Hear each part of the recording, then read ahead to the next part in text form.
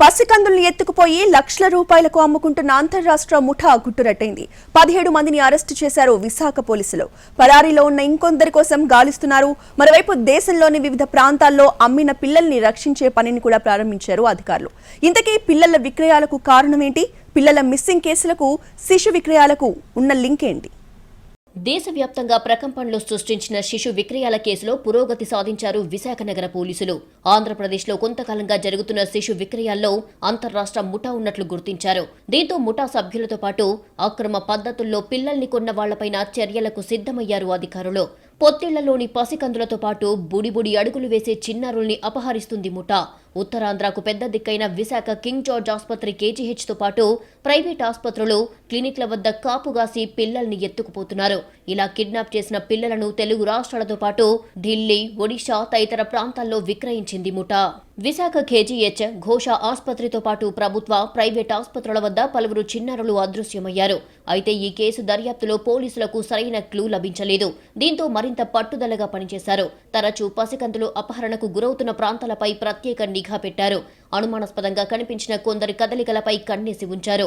ఈ క్రమంలో ఇటీవల చైల్డ్ ట్రాఫికింగ్ కు సంబంధించి పోలీసులకు ఓ క్లూ దొరికింది.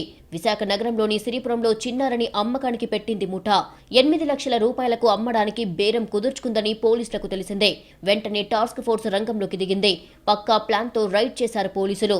ముఠా సభ్యులెవరూ తప్పించుకునే అవకాశం లేని విధంగా అన్ని వైపుల నుంచి రౌండప్ చేసి పట్టుకున్నారు. నిందితుల్ని ప్రశ్నించడంతో షాకింగ్ విషయాలు బయటపడ్డాయి. దీంతో విశాఖ పోలీస్ కమిషనర్ ప్రత్యేక శ్రద్ధ పెట్టారు. చైల్డ్ ట్రాఫికింగ్ ముఠా మూలాల్ని కనిపెట్టేందుకు ప్రత్యేక బృందాల్ని రంగంలోకి దించారు. దర్యాప్తులో కీలక ఆధారాలు లభించాయి. పిల్లల్ని ఎత్తుకెళ్తున్న ముఠా వాళ్లను లక్షల రూపాయలకు అమ్ముతుంది. ఈ ముఠా దేశవ్యాప్తంగా నేరాలకు పాల్పడుతున్నట్టుగా గుర్తించారు. ముఠాకు చెందిన 17 మందిని అరెస్టు చేశారు పోలీసులు. ఈ కేసులో పరారీలో ఉన్న మరికొందరు నిందితుల కోసం గాలింపు కొనసాగుతుంది.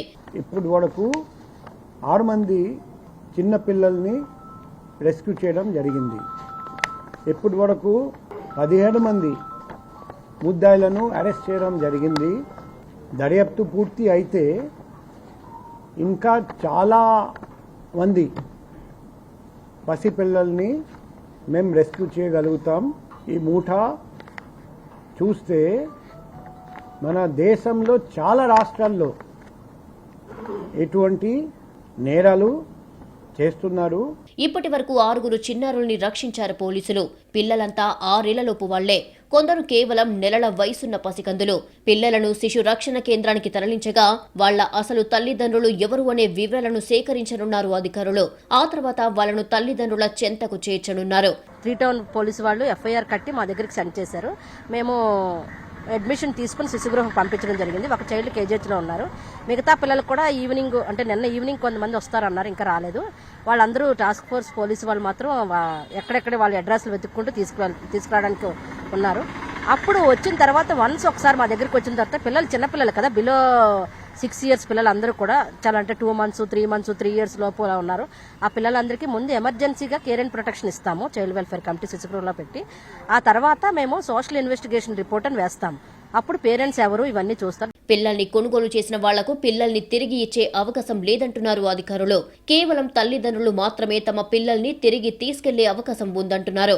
తల్లిదండ్రులు ముందుకు రాని పరిస్థితుల్లో ఇప్పటికే కారా వెబ్సైట్లో దరఖాస్తు చేసుకున్న వాళ్లకు పిల్లల్ని దత్తతిస్తామని చెబుతున్నారు అధికారులు. ఇప్పుడు ఎవరైతే కొనుక్కున్నారో ఆ పేరెంట్స్ వచ్చి మా మీద చాలా అంటే ఏడవడము, మా పిల్లలు మాకు ఇవ్వండి, మేము ఎలాగో కష్టపడి కొనుక్కున్నాం, మేము ఇన్నాళ్ళు పెంచుకున్నాం, మాకు ఎఫెక్షన్ ఉందండి అమ్మ మీరు లీగల్గా తీసుకోలేదు, ఇల్లీగల్గా తీసుకున్నారు కాబట్టి ఇల్లీగల్ అని చెల్లదు, మీ పిల్లలు మీకు రారు అని క్లియర్గా చెప్పేస్తున్నామండి. వాళ్ళు ఏదో హోప్స్ పెట్టుకుంటారు మా పిల్లలు మాకు వస్తారని. క్లియర్గా మేము చెప్పేస్తున్నాం. కారా గైడ్లైన్స్ ప్రకారము ఎవరైతే బయలాజికల్ పేరెంట్స్ వాళ్ళు వచ్చి మా పిల్లలు మేము తీసుకుంటామంటే లేదు, కాదు మా పిల్లలు మేము పెంచలేము మీకు ఇచ్చేస్తున్నామంటే గవర్నమెంట్కి ఇచ్చేస్తే గవర్నమెంట్ మేము అడాప్షన్ పోర్టల్లో పెడతాం. 3 months అయిన తర్వాత అడాప్షన్ పోర్టల్లో పెట్టిన తర్వాత ఎవరైనా వచ్చి కారాలో అప్లోడ్ చేసుకున్న పేరెంట్స్ ఎవరైనా వచ్చి అడాప్షన్ తీసుకోవచ్చు. 6 కారణాలతో పిల్లల అమ్మకాలు జరుగుతున్నట్టు గుర్తించారు పోలీసులు. పిల్లలకు గల డిమాండ్ ఆధారంగా ధర నిర్ణయిస్తుంది ముఠా. కొందరు చిన్నారుల విక్రయంలో బంధువులు, తల్లిదండ్రుల పాత్ర కూడా ఉన్నట్లు దర్యాప్తులో గుర్తించారు పోలీసులు. శిశు అపహరణల నివారణకు ప్రత్యేక చర్యలు చేపట్టారు విశాఖ పోలీసులు. నగర పరిధిలోని 80 ఆసుపత్రుల్లో లోపాలను గుర్తించి వాటిని సరిచేయాల్సిందిగా ఆదేశించారు. ముఖ్యంగా సెక్యూరిటీ గార్డులను నియమించాలని, భద్రతాపరమైన చర్యలు చేపట్టాలని సూచించారు. విశాఖ నగరంలో ఇప్పటివరకు నమోదైన చిన్నారుల చిన్నారుల మిస్సింగ్ కేసులో అపరిష్కృతంగా ఉన్న వాటిని పునః పరిశీలిస్తున్నారు అధికారులు. చైల్డ్ ట్రాఫికింగ్ ముఠా అపహరించిన వాళ్లలో మిస్సింగ్ కేసులో ఉన్నవాళ్లెవరైనా ఉన్నారా అని పరిశీలిస్తున్నారు.